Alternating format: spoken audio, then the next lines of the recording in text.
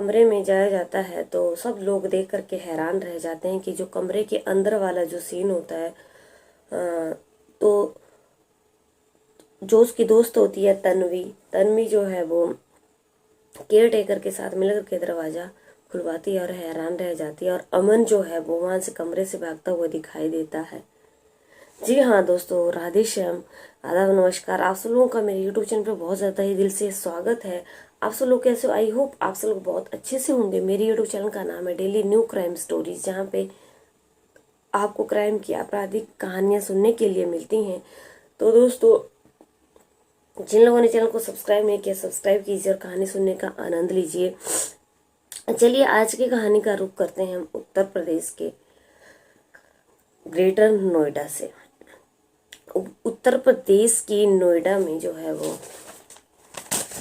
नोएडा की जो है कहानी है, तो भाई आप पूरा कहानी को सुनना, जब भी आनंद आएगा। उत्तर प्रदेश में नोएडा में मथुरा की रहने वाली 24 वर्ष की शालिनी और मथुरा का ही जो है वो रहने वाला अमन है, जो कि नोएडा में रहते हैं और जॉब करते हैं। दोनों मथुरा के रहने वाले हैं। शालिनी की उम्र जो है वो 24 साल है और नोएडा में वो एक कंपनी में HR कंसल्टेंट के पोस्ट पे जो है वो काम कर रही है, और नोएडा के नवादा गांव में PG में रहती है। PG में जो है वो शालिनी के साथ उसकी सहेली भी है जिसका नाम तन्वी है। ये दोनों PG में रहती हैं, और मथुरा का ही रहने वाला जो अमन है वो लैंड क्राफ्ट सोसाइटी में रहता है, और दोनों के भीतर जो है वो काफ़ी अच्छी दोस्ती है, और 4-5 साल से दोनों एक दूसरे को जानते हैं और काफ़ी अच्छे दोस्त हैं। एक दूसरे के यहाँ आना जाना लगा रहता है, घूमना फिरना चला जाता है। जैसे जैसे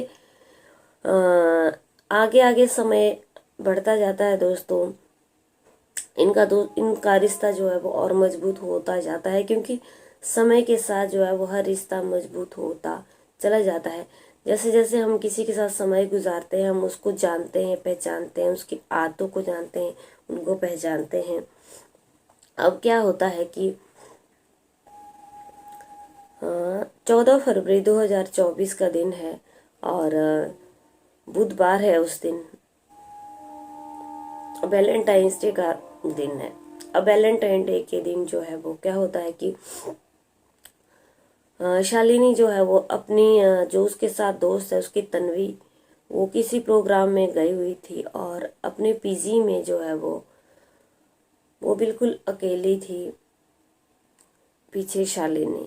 अब क्या होता है कि शालिनी खूब फ़ोन कर रही है, अपने मोबाइल से खूब फ़ोन कर रही है, लेकिन तन्वी जो है वो फ़ोन नहीं उठा रही है क्योंकि वो किसी प्रोग्राम में बहुत बिजी थी। अब जब तन्वी ने फ़ोन देखा तो तन्वी ने फ़ोन उस वक्त देखा जब शालिनी उसको काफ़ी टाइम पहले फ़ोन कर चुकी थी, क्योंकि अब तन्वी वापस घर ही आ रही थी। तो तन्वी ने सोचा कि अब मैं वापस जा ही रही हूँ तो क्या ही फ़ोन करना। लेकिन जब वो कमरे में पहुंची तो उसने काफ़ी दरवाज़ा नॉक किया, लेकिन वो दरवाज़ा नहीं खोल रही थी। और जो केयर टेकर होते हैं PG के, तन्वी ने उनके साथ मिल करके दरवाज़ा बड़ी मुश्किल से खुलवाया। अंदर देखा तो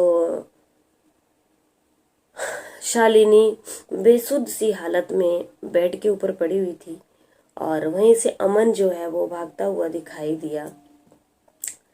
अब सब बहुत परेशान हो गए कि शालिनी को क्या हुआ होगा। अब जैसे जैसे वहाँ पे नोएडा के पास है जो फोर्टिस हॉस्पिटल है, सहेली तन्वी ने और केयर टेकर ने जो है वो उसको भागते भागते हॉस्पिटल में पहुंचाया। वहीं पे डॉक्टरों ने जब उसको एडमिट कर लिया, और जब एडमिट करते बार जो है वो उसकी इलाज के दौरान मृत्यु हो गई। अब क्या था कि सब बहुत हैरान थे कि उसको क्या हुआ होगा, शालिनी को ऐसा क्या हुआ कि वो उसको एकदम से ही तन्वी जो है वो शॉक्ड हो गई। अब क्या था, पुलिस में इन्फॉर्म किया गया। पुलिस आती है जो सारी चेकिंग वहाँ पे करती है, और जब वो अमन को पकड़ने के लिए चलती है, तो अमन को पकड़ने के लिए जब पुलिस चलती है और वहाँ पे पहुँचती है अमन के घर में, गाजियाबाद में एक रूम में जो है वो अमन रह रहा था। अब जब वो वहाँ पे अमन को लेने के लिए पीछा करती है पुलिस, तो देखती है कि वहाँ पे अमन भी जो है वो इस दुनिया को छोड़ करके जा चुका था। जब उन्होंने कमरा खुलवाया तो अमन भी जो है वो पंखे से लटका हुआ था, और काफ़ी हैरान परेशान करने वाला ये मामला था। अब क्या था कि जो उनकी सहेली है, पुलिस ने जो है वो उसको ले लिया, पोस्टमार्टम के लिए बॉडी को भेज दिया,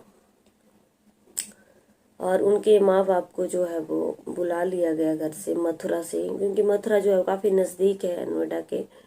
तो परिजनों को जो है वो सौंप दिया गया। उसके बाद जो है वो जो उनकी सहेली तन्वी है, तन्वी ने बताया कि आपस में ये दोनों बहुत अच्छे दोस्त थे, लेकिन कुछ टाइम पहले जो है वो इन दोनों के आपस में अनबन चली हुई थी। इन दोनों का काफ़ी झगड़ा चला हुआ था, और जिस वजह से जो है वो शालिनी अमन से बात नहीं कर रही थी।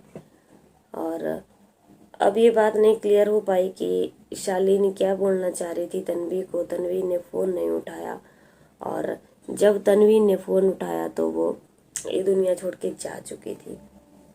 बता दें दोस्तों कि दोनों बहुत काफ़ी अच्छे दोस्त थे, एक साथ आना जाना था, घूमना फिरना था।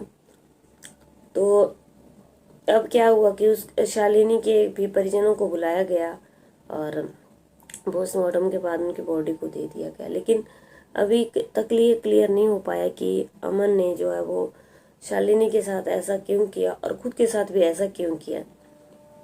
आज की कहानी दोस्तों इतनी है, लेकिन आज की कहानी से हमें क्या शिक्षा मिलती है? आज की कहानी से हमें बहुत तगड़ी शिक्षा मिलती है कि इस दुनिया में जो है वो कोई भी दोस्त किसी का नहीं होता है। स्पेशली कलयुग में जो है वो बहुत वक्त पहले का था जहाँ पे दोस्त दोस्त हुआ करते थे, लेकिन अब आप किसको दोस्त कह सकते हैं? अगर कोई किसी से सच्चा प्यार करता है तो वो किसी के बारे में गलत कभी सोच ही नहीं सकता है। अपने प्यार के खातिर जो है वो उसका भला चाहेगा, और वो कभी उसके बारे में गलत सोचेगा ही नहीं। तो आज के ज़माने में बहुत सोच समझ करके बहुत सोच समझ करके जो है वो कदम उठाएं, दोस्ती करें। माँ बाप से अच्छा कोई दोस्त है नहीं। अपनी दिल की बात अपने माँ बाप को बताएं। उम्मीद करती हूँ